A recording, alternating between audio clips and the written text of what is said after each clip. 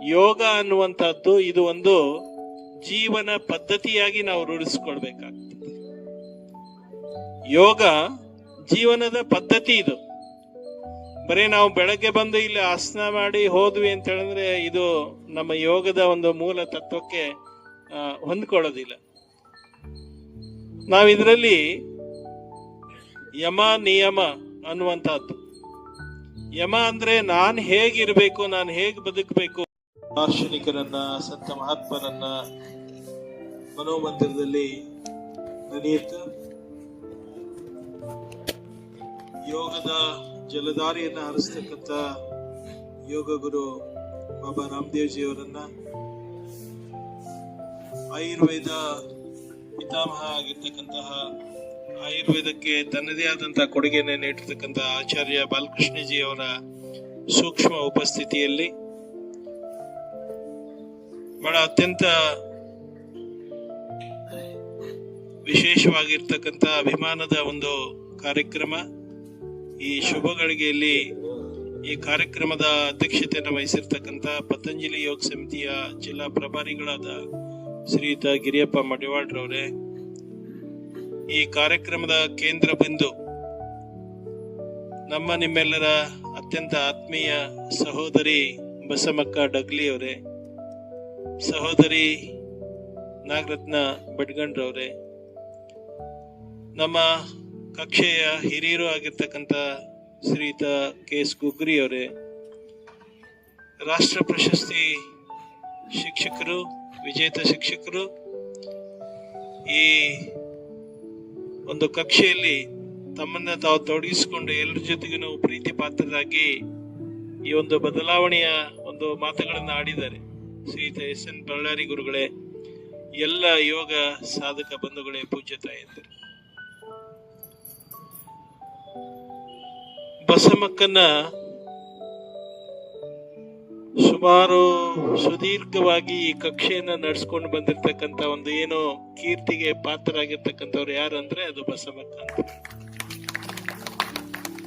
ನಾವು ಪ್ರತಿ ವರ್ಷ ಜೂನ್ 21ಕ್ಕೆ ನೋಡ್ತೀವಿ, ಸುಮಾರು ಕಡೆಯಿಂದ ಯೋಗದ ದಿನಾಚರಣೆಗೆ ಕರೆ ಬರ್ತದೆ.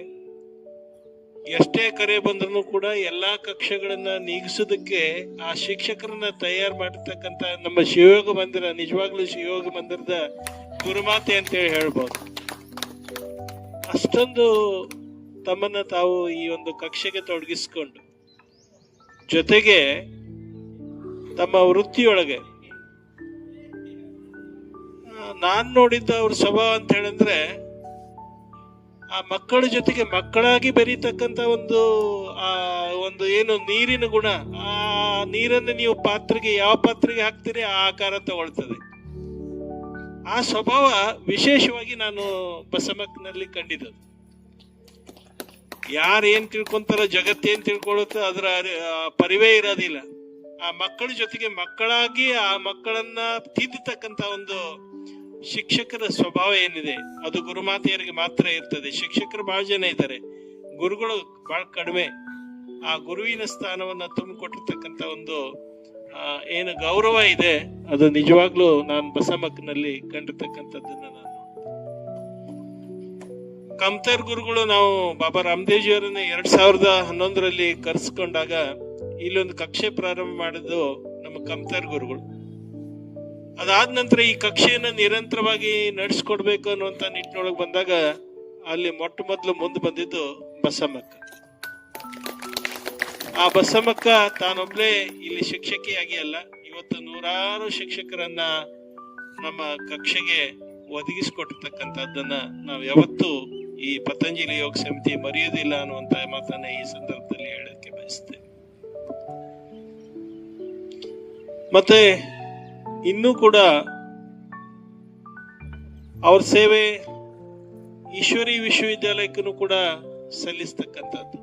ಸೊ ಇಲ್ಲಿ ಅಲ್ಲಿ ಎರಡು ಕಡೆನೂ ನಿಭಾಯಿಸ್ಕೊಂಡು, ಜೊತೆಗೆ ಆ ಶಾಪುರ್ ಪೇಟೆಯೊಳಗಿರ್ತಕ್ಕಂಥ ನಮ್ಮ ಖಾನಾಪುರಕ್ಕರ್ ಹೇಳಿದ್ರು, ನನ್ನ ಮಕ್ಕಳಿಗೆ ನನ್ನ ಮೊಮ್ಮಕ್ಕಳಿಗೆ ಶಿಕ್ಷಣವನ್ನು ಕೊಟ್ಟಿರ್ತಕ್ಕಂಥ ಇಡೀ ಶಾಪುರ್ ಪೇಟೆನೇ ಹೇಳ್ತದೆ, ಬರೀ ಖಾನಾಪುರಕ್ಕ ಅಲ್ಲ, ಇಡೀ ಶಾಪುರ್ ಪೇಟೆಯೊಳಗೆ ಈ ಎಲ್ಲಾ ತಾಯಂದ್ರು ಏನು ಹಿರಿಯರಿದ್ದಾರೆ ಆ ಮಕ್ಕಳಿಗೆ ಒಳ್ಳೆ ಶಿಕ್ಷಣವನ್ನ ಕೊಟ್ಟು ಒಳ್ಳೆಯ ಭವಿಷ್ಯವನ್ನು ಕಟ್ಕೊಳ್ಳೋದಕ್ಕೆ ಆ ಒಂದು ತಾಯಿಯ ಪಾತ್ರ ಬಹಳಷ್ಟು ಮಹತ್ವವಾಗಿದೆ ಅನ್ನುವಂಥದ್ದನ್ನ ನಾನು ದೂರ್ಲಿದ್ದನೆ ಗಮನಿಸಿಕೊಂಡು ಅರ್ಥ ಮಾಡ್ಕೊಂಡಿದ್ದೀನಿ. ಆ ಮಗುವಿನ ಸ್ವಭಾವ ಏನಿದೆ, ತನ್ನ ಯಾವುದೇ ನೋವುಗಳನ್ನ ಮರೆಯುವುದಕ್ಕೆ ನಾವು ಮಕ್ಕಳಾಗಬೇಕು, ಮಕ್ಕಳ ಜೊತೆ ಇರಬೇಕು ಅನ್ನುವಂಥದ್ದನ್ನು ಹೇಳ್ತಾರೆ ಹಿರಿಯರು. ಹಾಗಾಗಿ ತನ್ನ ಎಲ್ಲಾ ವೈಯಕ್ತಿಕ ಸಮಸ್ಯೆಗಳನ್ನ ಇದ್ರೂ ಕೂಡ ಅದು ಯಾವುದೂ ಈ ಒಂದು ಸಮಾಜಕ್ಕೆ ಗೋಚರಿಸಲಾರ್ದನೆ ತನ್ನನ್ನ ತಾನು ತೊಡಗಿಸಿಕೊಂಡು ಮಗುವಾಗಿ ಮಕ್ಕಳಾಗಿ ಆ ಸೇವೆಯನ್ನ 40 ವರ್ಷ ಸುದೀರ್ಘ ಸೇವೆ, ಅಷ್ಟಿಷ್ಟಲ್ಲ 4 ದಶಕಗಳ ಸೇವೆಯನ್ನ ಅವರು ಮಾಡಿರ್ತಕ್ಕಂಥದ್ದು ಬಹುಶಃ ನಮ್ಮೆಲ್ರಿಗೂ ಕೂಡ ಹೆಮ್ಮೆ.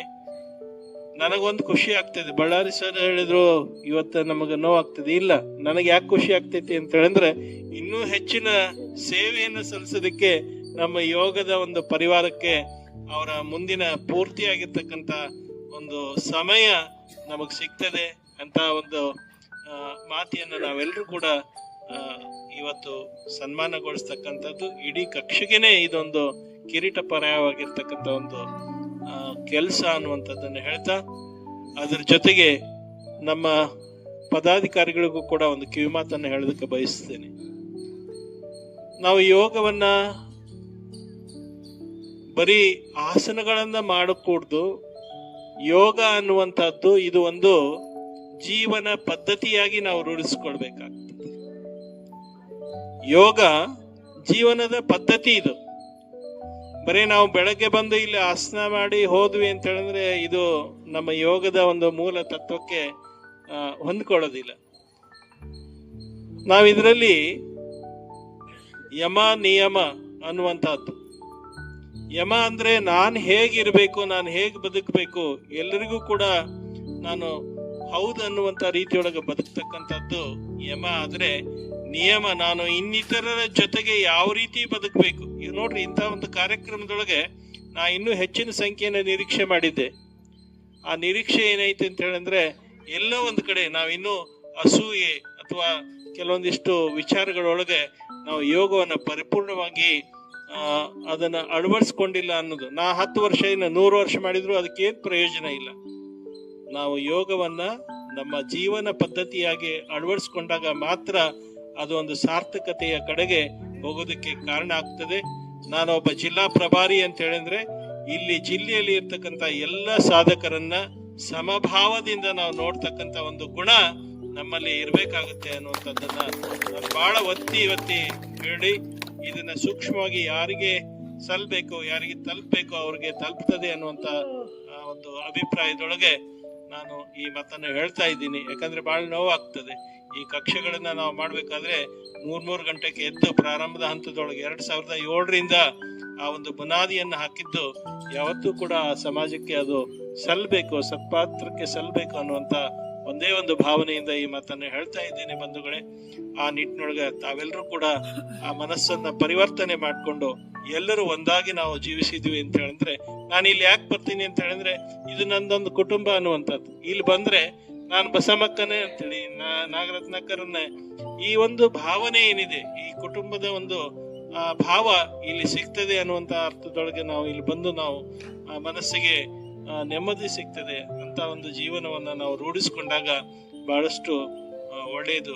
ಆ ಒಂದು ಸಾಮಾಜಿಕ ಒಂದು ಜವಾಬ್ದಾರಿ ನಾವೆಲ್ಲರೂ ಕೂಡ ಮೆರೆಯೋಣ ಅನ್ನುವಂತ ಮಾತನ್ನ ಹೇಳ್ತಾ, ಮತ್ತೊಂದು ಮಾತನ್ನ ನಾನು ನಮ್ಮ ಬಸಮ್ಮಕ್ಕರ್ಗೆ ಹೇಳ್ಬೇಕು. ಬರೀ ಆ ಮಕ್ಕಳನ್ನ ಮಾತ್ರ ಅಲ್ಲಿ ಇದನ್ ಮಾಡ್ಲಿಲ್ಲ, ಸಾಮಾಜಿಕ ಕಳಕಳಿ. ಆ ಇಡೀ ಓಣಿಯೊಳಗ ಏನಾದ್ರೂ ಒಂದು ಸಾಮಾಜಿಕ ಪರಿವರ್ತನೆ ಆಗ್ಬೇಕಾಯ್ತಂದ್ರೆ ಆ ಗರ್ಭಿಣಿ ತಾಯಂದ್ರಿಗೆ ಅವರು ಸೇವೆಯನ್ನು ಮಾಡೋದಿರ್ತದೆ. ಇನ್ನಿತರ ಎಲ್ಲಾ ಜವಾಬ್ದಾರಿಗಳು ಆ ಒಂದು ಕುಟುಂಬಕ್ಕೆ ಮುಟ್ಟಿಸ್ತಕ್ಕಂತ ಒಂದು ಜವಾಬ್ದಾರಿಯನ್ನು ಕೂಡ ಆ ಮಾತೆ ಮಾಡ್ಕೊಂಡು ಬಂದಿದ್ದಾರೆ. ಹೀಗಾಗಿ ಆ ಶಾಪುರ್ ಪೇಟೆಯಲ್ಲಿ ಇರ್ತಕ್ಕಂಥ ಎಲ್ಲಾ ಮನೆಗಳಲ್ಲಿನೂ ಕೂಡ ಮನೆ ಮಾತಾಗಿರ್ತಕ್ಕಂಥ ಬಸಮ್ಮಕ್ಕ ಅವರ ಮುಂದಿನ ಒಂದು ಜೀವನ ಸುಖಕರವಾಗಿ ನೆಮ್ಮದಿಯಾಗಿ ಇನ್ನೂ ಹೆಚ್ಚು ಇಂತಹ ಸೇವೆಗಳೊಳಗೆ ಆ ಭಗವಂತ ಅವರಿಗೆ ಒಂದು ಆಶೀರ್ವಾದವನ್ನು ಮಾಡಲಿ.